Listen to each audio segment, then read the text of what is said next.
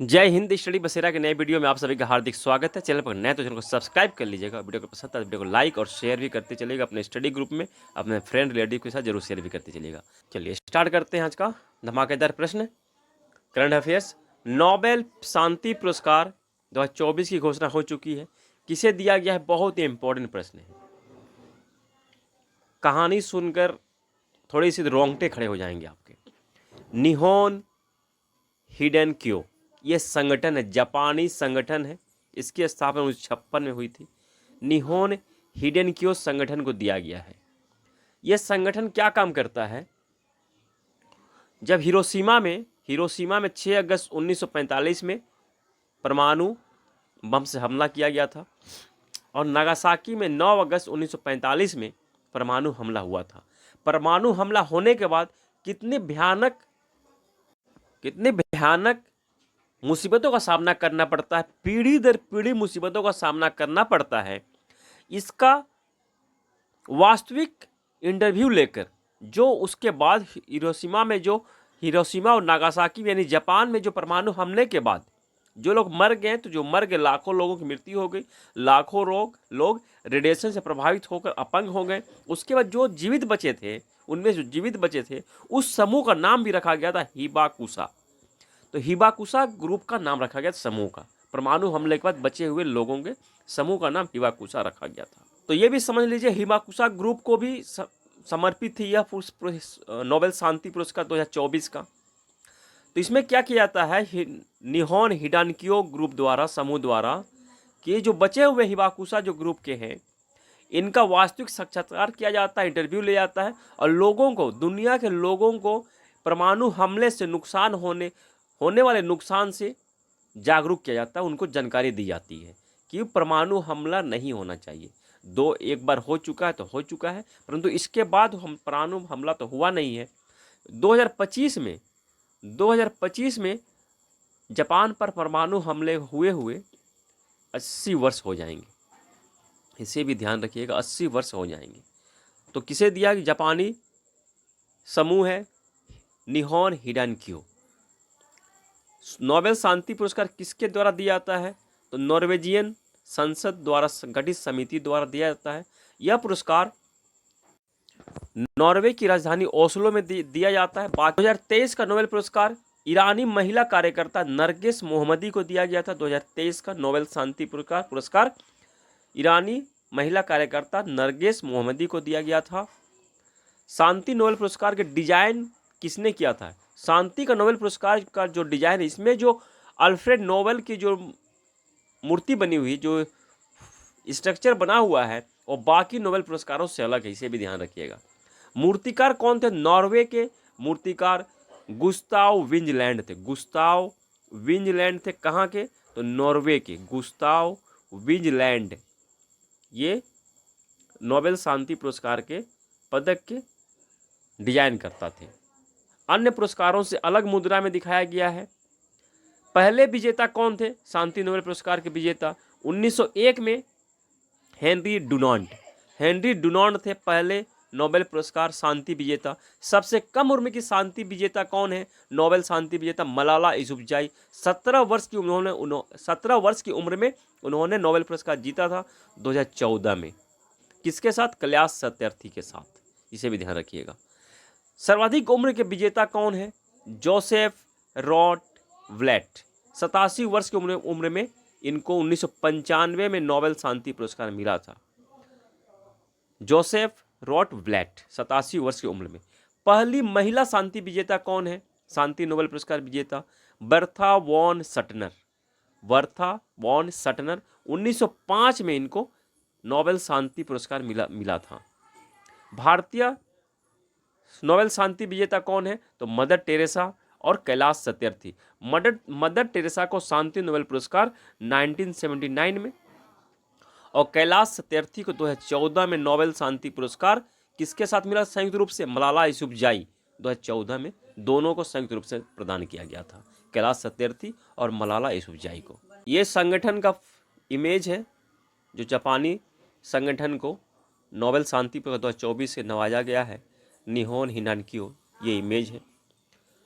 तो एक बार फिर से यहाँ मैंने लिख दिया आज क्योंकि उसमें रिवीजन करने में आप लोगों को परेशानी होती होगी रिवीजन के लिए, कि मेडिसिन के क्षेत्र में विक्टर एम्ब्रोस और गैरी रोकिन यूएसए के दोनों वैज्ञानिक हैं। फिजिक्स यानी कि भौतिकी में जॉन जे हॉफील्ड यूएसए के, और जेफरे ई हिंटन कनाडा के।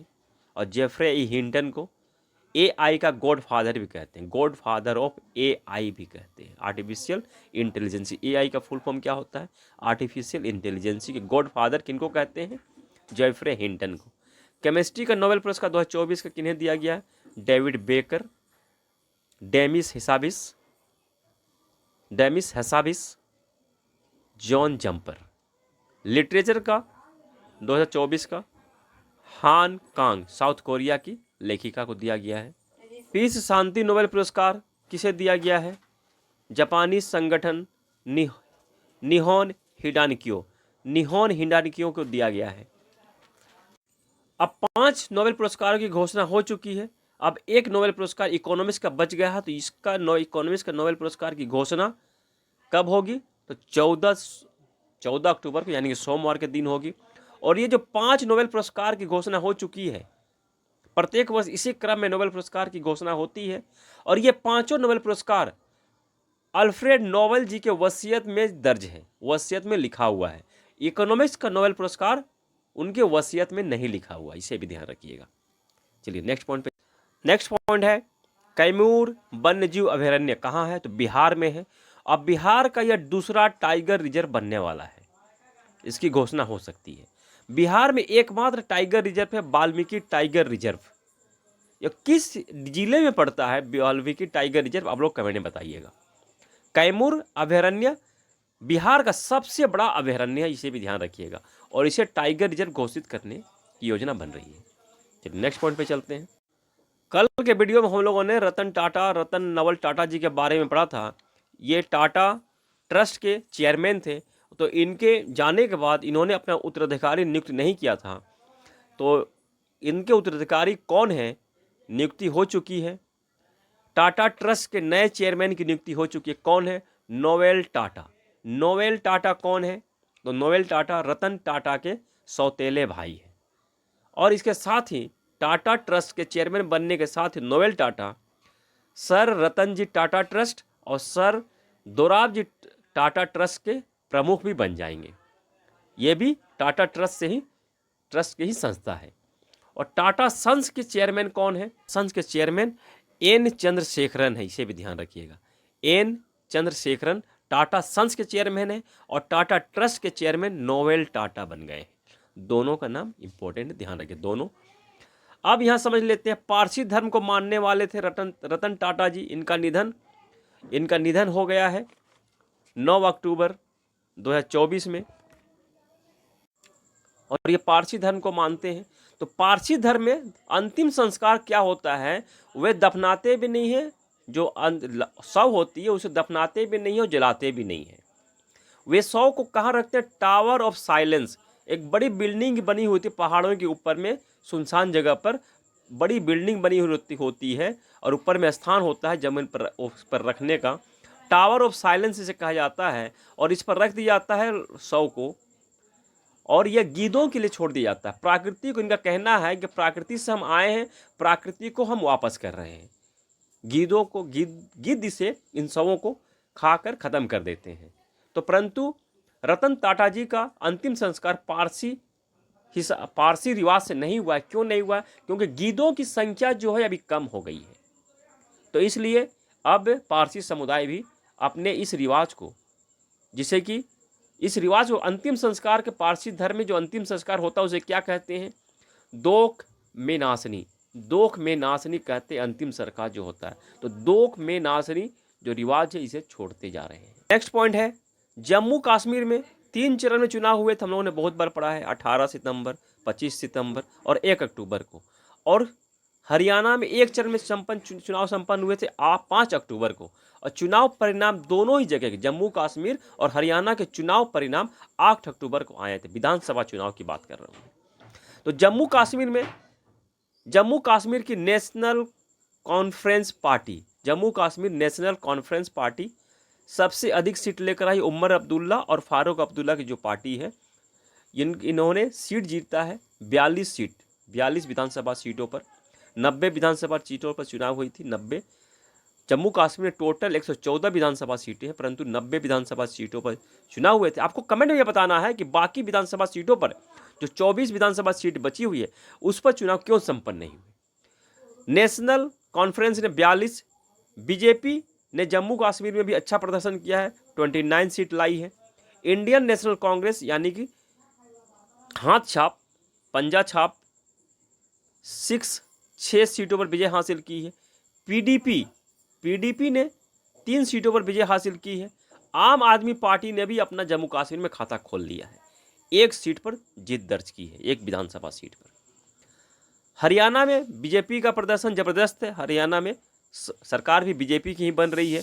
बीजेपी ने 48 सीटों पर विजय दर्ज की है और कांग्रेस इंडियन नेशनल कांग्रेस यानी पंजा छाप 36 सीटों पर विजय दर्ज की है। 90 सीट है, 90 में से 46 सीट बहुमत के लिए चाहिए, तो बीजेपी के पास तो 48 है। ऐसे ही सरकार बन रही है। विनेश फोगाट का नाम याद रखिएगा। हरियाणा के जुलाना सीट से यह विधानसभा चुनाव जीत चुकी है। कांग्रेस पार्टी से हराया किसे है, तो योगेश बैरागी को, बीजेपी पार्टी के उम्मीदवार को इन्होंने हराया है। पॉइंट है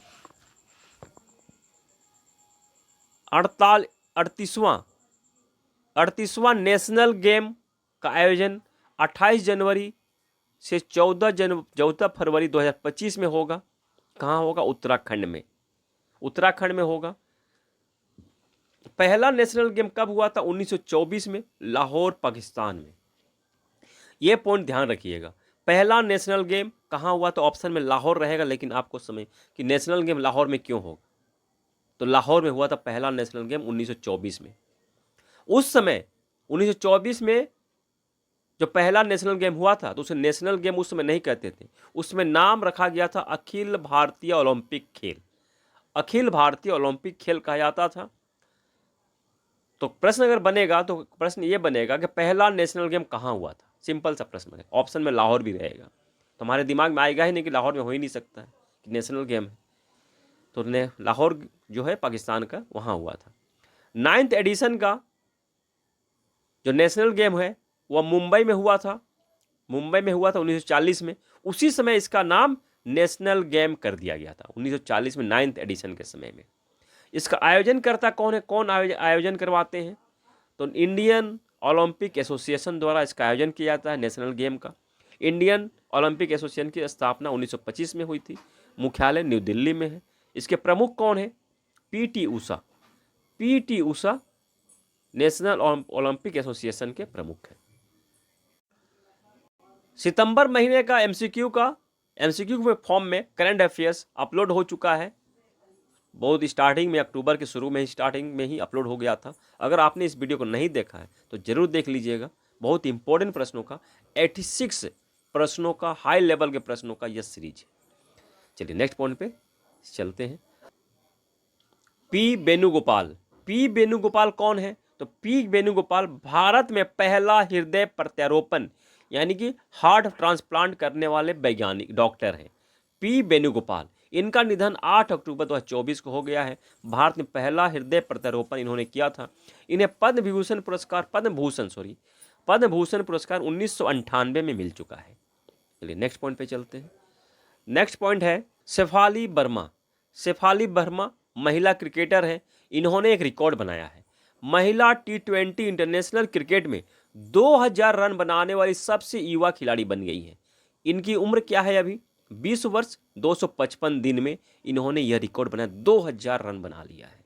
तो ये रिकॉर्ड तो अब तक बहुत दिनों बाद ही टूटेगा। अगर टूटेगा भी तो बहुत वर्षों बाद ही टूटेगा, क्योंकि 20 वर्ष 255 दिन इनकी उम्र में है।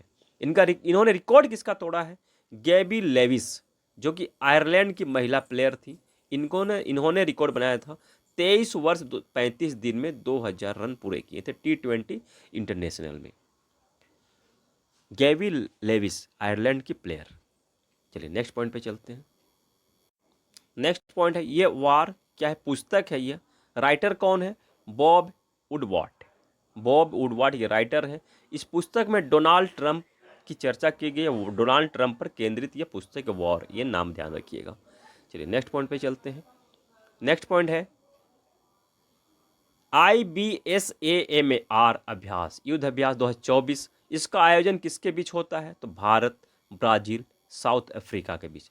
I for India, B for Brazil और SA फॉर साउथ अफ्रीका और MA फॉर मैरीटाइम। यानी कि यह नौसैनिक अभ्यास है, समुद्री अभ्यास है, नौसैनिक अभ्यास है। ये 8वां एडिशन है। इसका आयोजन कहाँ हो रहा है? साउथ अफ्रीका के साइमन टाउन में। साउथ अफ्रीका साइमन टाउन में 6 अक्टूबर से 18 अक्टूबर 2024 के बीच इसका आयोजन हो रहा है साउथ अफ्रीका में। तो ध्यान रखिएगा, अभ्यास में ही IBSAMAR उसी में शामिल हो रहे हैं, उनका भी नाम है जिनके बीच होता है, भारत, ब्राज़ील और साउथ अफ्रीका। चलिए नेक्स्ट पॉइंट पे चलते हैं। नेक्स्ट पॉइंट है 50वां उस्ताद अलाउद्दीन खां महोत्सव 2024। इसका आयोजन मध्य प्रदेश के सतना जिले के मैहर में, जहां मैहर माता का मंदिर है, उसी शहर में आयोजन किया जा रहा है, मध्य प्रदेश के मैहर में। 8 अक्टूबर से 10 अक्टूबर तक यह इसका आयोजन किया गया है। अलाउद्दीन खान का संबंध किस वाद्य यंत्र से है? कौन सा वाद्य यंत्र बजाते थे? तो सरोदवादक वाद्य यंत्र थे, ये बजाते थे, सरोदवादक से है, सरोदवादक थे ये। इनमें जो पहली प्रदर्शनी है, 2 प्रदर्शनी यहाँ लगाई गई है। पहली प्रदर्शनी का नाम देवी रखा गया है, देवी प्रदर्शनी के नाम रखा गया। इसमें 108 देवी देवताओं के लघु चित्र लगे हुए हैं, 108 देवी देवताओं के लघु चित्र लगे हुए हैं। दूसरी प्रदर्शनी का नाम टंटू रखा गया है। दूसरी प्रदर्शनी में तार से बने हुए, तार के जो वाद्य यंत्र हैं, स्ट्रिंग वाद्य यंत्र है जो, उनका प्रदर्शन किया गया है दूसरे प्रदर्शनी में। अलाउद्दीन खान का, उस्ताद अलाउद्दीन खां का जन्म बांग्लादेश में हुआ था। तब अभी के बांग्लादेश, तब का बंगाल, तो अभी के बांग्लादेश में हुआ था। और ये मैहर घराना से संबंध था। ये किस वाद्य यंत्र जो बजाते थे, तो ये किस घराना से संबंध है, यह प्रश्न बनता है। तो मैहर घराना से संबंध था इनको। पद्म भूषण पुरस्कार इनको मिल चुका है 1998 में, 1958 में, 1958 में पद्म विभूषण पुरस्कार मिल चुका है 1971 में, 1971 में पद्म विभूषण पुरस्कार इनको मिल चुका है। हम लोगों ने 2 दिन पहले पढ़ा था 9 अक्टूबर को विश्व डाक दिवस मनाया जाता है। 9 अक्टूबर को विश्व डाक दिवस मनाया गया है, 9 अक्टूबर को। तो इसी उपलक्ष्य में यूनिवर्सल पोस्टल यूनियन की स्थापना हम लोग पढ़ा था 9 अक्टूबर 1874 में हुई थी। कहाँ? बर्न, स्विट्जरलैंड में, 9 अक्टूबर 1874 में। यूनिवर्सल पोस्टल यूनियन को शॉर्ट में UPU, इसे भी ध्यान रखिएगा, UPA कि इसकी स्थापना के 150 वर्ष पूरे हुए हैं। 9 अक्टूबर 1874 में इसकी स्थापना हुई थी, तो 150 वर्ष पूरे हुए हैं। 150वीं वर्षगांठ के अवसर पर भारतीय केंद्र सरकार द्वारा स्मारक टिकट जारी किया गया है। स्मारक टिकट जारी किया गया है। यूपीए में वर्तमान में 192 सदस्य देश हैं। भारत भी इसका पुराना सदस्य देश है। तो ये कंप्लीट डे है अक्टूबर महीने की, इसे भी देख लीजिएगा। आशा करता हूँ सेशन पसंद आया होगा। आज के लिए इतना ही, मिलते हैं फिर नए वीडियो में। तब तक जय हिंद, स्वस्थ रहें, मस्त रहें, धन्यवाद, जय हिंद।